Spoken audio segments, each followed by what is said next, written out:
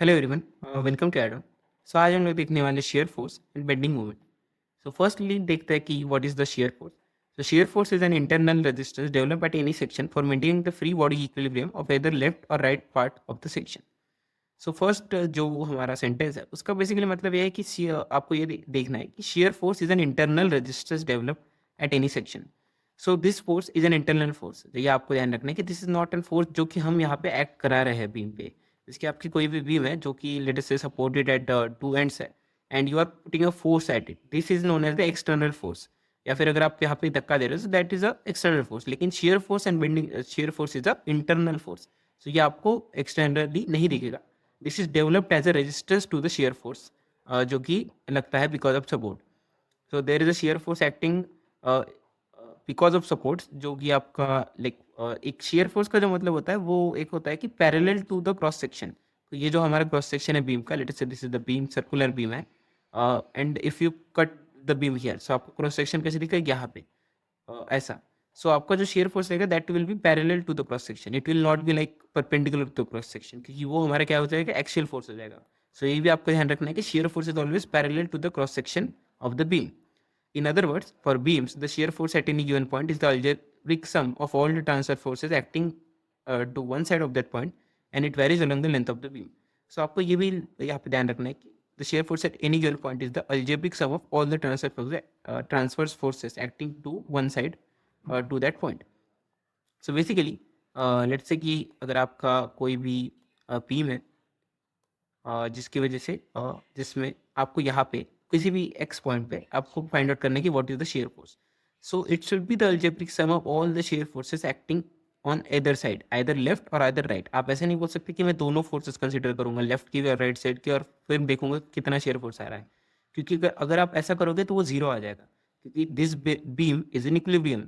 सो अगर आप दोनों कंसिडर करोगे तो all the forces will become, let us say कि अज्यूम कि डाउनवर्ड्स आ रही है, तो ये सारी फोर्सेज जाएंगे अपवर्ड्स और फिर ये कट आउट कर देंगे। सो आप दोनों साइड का कंसिडर नहीं कर सकते, आपको करना पड़ेगा कि इधर मैं लेफ्ट का करूंगा कि जितने भी यहाँ पे फोर्सेस है जो कि यहाँ पे एक रिएक्शन फोर्स है, सो ये मैं फोर्स कंसिडर करूंगा बस, जिससे मेरा जो है शेयर फोर्स आ जाएगा। या फिर मैं इसका भी फोर्स कंसिडर कर सकता हूँ जिससे मेरा रिएक्शन फोर्स मतलब जो शेयर फोर्स है वो आएगा।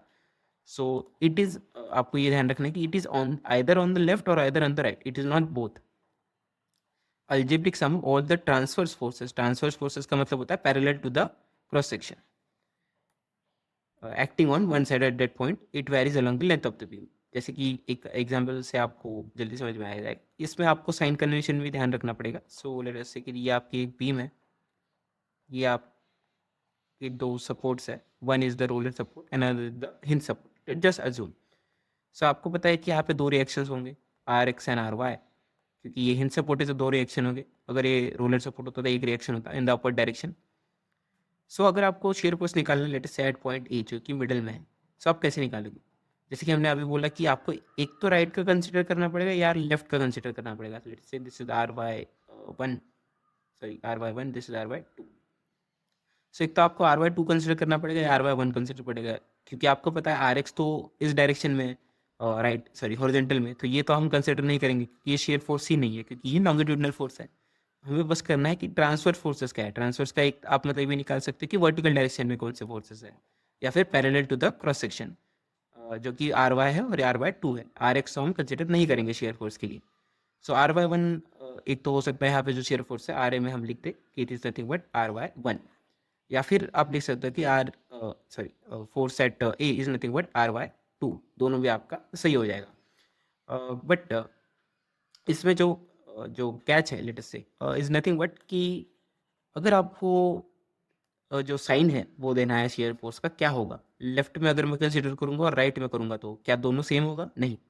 सो अगर लेफ्ट में अगर आप कंसिडर करोगे तो अपवर्ड्स आपको पॉजिटिव लेना है, डाउनवर्ड्स आपको निगेटिव लेना है फॉर द लेफ्ट। वही अगर आप राइट में कंसिडर कर रहे हो तो अपवर्ड आपको निगेटिव लेना है, डाउनवर्ड आपको पॉजिटिव लेना है फॉर द राइट। सो ये आपको हो जाएगा sign convention for the shear force. आपको कंफ्यूज होने की जरूरत नहीं है। अगर आप राइट साइड के फोर्सेस ले रहे हो तो आपको ये वाला फॉलो करना है, लेफ्ट साइड के फोर्सेस से कैलकुलेट कर रहे हो तो आपको ये वाला साइन कन्वेंशन लेना है। Next is the bending moment. So bending moment is also the resistance caused because of like bending forces or shear forces at either on the left or either on the right section. Bending moment at any section is the internal resistance, the bending developed because of all the transfer forces either from the left or right. It can be calculated by taking algebraic sum of moments from any side. So basically, if you have any beam supported at two points, और उस पे जो है because of reactions there will be bending movement at any point, let's say again आप अगर आप mid point पे निकालना चाह रहे हो, so because of this force there is a clockwise movement here and because of this force there is a anti clockwise movement here. So अगर आप ई पे निकालना चाहते हो तो आप फिर से एक तो लेफ्ट से निकालो या राइट से निकालो. सो अगर आप लेफ्ट से निकालते हो, if you are calculating movement at A, आपको मूवमेंट निकालना है बस, जो कि होता है फोर्स इंटू डिस्टेंस. सो ये आपका फोर्स है r/1 और आपका जो डिस्टेंस हो जाएगा वो l/2 हो जाएगा. सो ये आपका जो मूवमेंट है that is nothing but the bending movement at A. But question ये आता है कि अगर ये क्लॉकवाइज मूवमेंट है तो आप क्या करोगे और एंटी क्लॉकवाइज है तो क्या होगा. सो अगर आपका जो फोर्सेस है और लेफ्ट में फोर्सेस है और आप बेंडिंग मूवमेंट निकाल रहे हो, so for the forces on the left, clockwise is positive, anti-clockwise is negative, and for the forces on the right, clockwise is negative and anti-clockwise is positive. ये आपका basic sign convention हो जाएगा for the bending moment. So concept ये कि bending moment is nothing but again it is an internal reaction to bending, और this is internal reaction to like shear forces या transfer forces आप बोल सकते हैं. There is a like relation between bending moment and shear force. आपको ये भी like जान सकते हो आप कि जो शेयर फोर्स का जो स्लोप होता है is nothing but the bending moment का जो स्लोप होता है is nothing but the shear force. M is the bending moment and this is the shear force.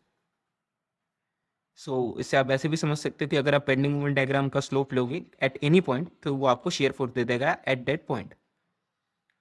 या this is the one concept which you need to understand. So ये आपका हो गया basic of shear force and bending moment. Thank you.